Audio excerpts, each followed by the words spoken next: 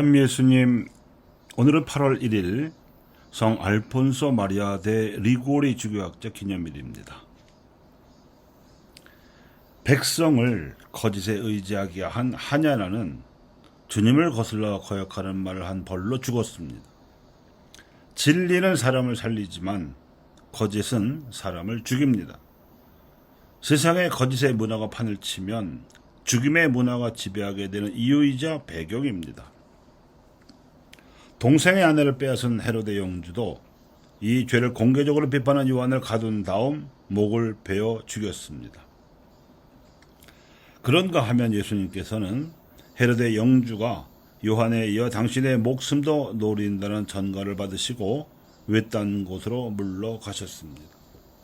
그러나 여러 고을에서 소문을 듣고 몰려온 군중에게 가르쳐 주시기도 하고 그중 병자들을 고쳐주기도 하시다가 저녁 때가 되었습니다.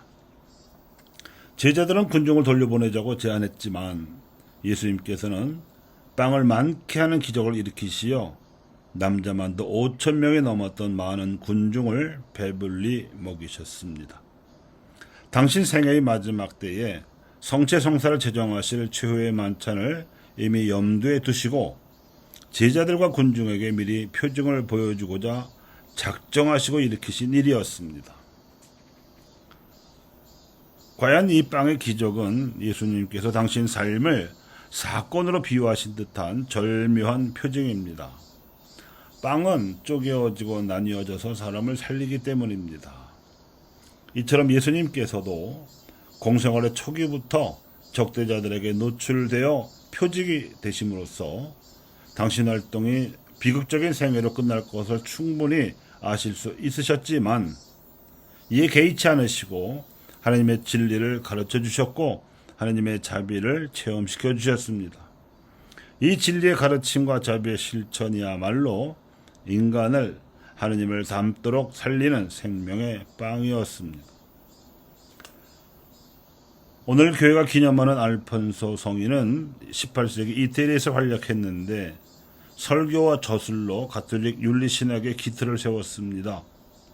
윤리신학자로서 알폰소가 심혈을 기울여 노력한 일은 성경의 가르침에 담긴 계시를 믿는 신자들이 지켜야 할 계명을 구체화시키는 일이었습니다.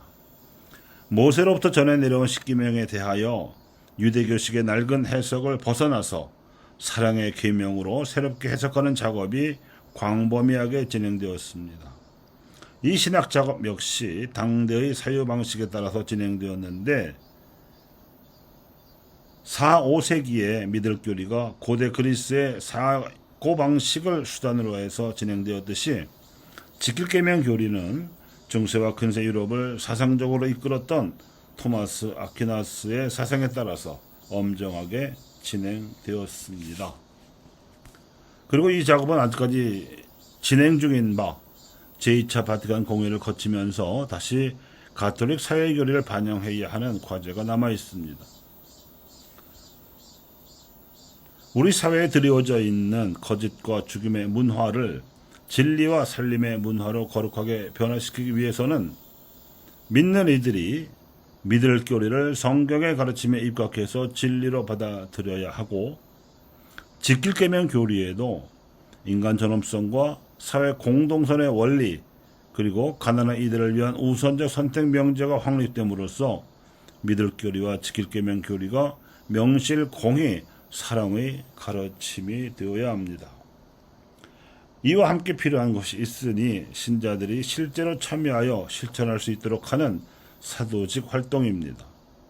이 땅에 복음 진리가 들어올 무렵에도 주장을 진리처럼 떠받들었던 유림들은 공론만을 일삼느라 백성의 삶을 도탄에 빠뜨렸지만 천주교를 받아들인 선비들은 실사구시적인 태도로 교리를 이해하고 실천했습니다. 특히 다산 정약용은 유배지에 가서도 천주학의 기준대로 유학 경전을 모조리 재해석해 내었습니다. 이런 노력들이 살아있는 신앙 토착화의 노력이었습니다. 어제 연중 제18주일 말씀의 주제였던 참 지식과 새 인간에 대한 강론에서 모범 사례로 들어드렸던 인물들 역시 실사구시적인 자세로 사람들로 하여금 재물에 대한 탐욕에 빠지지 않고 가난한 이들을 도울 수 있는 방법을 탐구하고 실험하여 헌신했었습니다. 그 결과로 나온 산물이 메리 가브리엘라 수녀와 장대의 신부가 창립한 신영협동조합이었으며 맥클리지 신부와 지정한 신부가 개척한 축산과 수직 및 치즈 등의 생산협동조합이었는가 하면 장기래 박사가 실천했던 무료병원과 의료협동조합, 또 지학선 주교와 장일순 선생이 원주교구 사회사목에서 개척한 바 신영협동조합을 기본으로 하는 지역사회 개발 운동과 생명 공동체로서의 농민운동이었는가 하면 유일한 박사가 개척한 유한양에서 보여준 바 직원복지를 기본으로 하여 국민복지에 기여하는 모범기업 등이었습니다. 이들의 삶과 활동 속에는 하느님은 사랑이시다. 인간은 하느님을 닮도록 창조되었으니 존엄하다.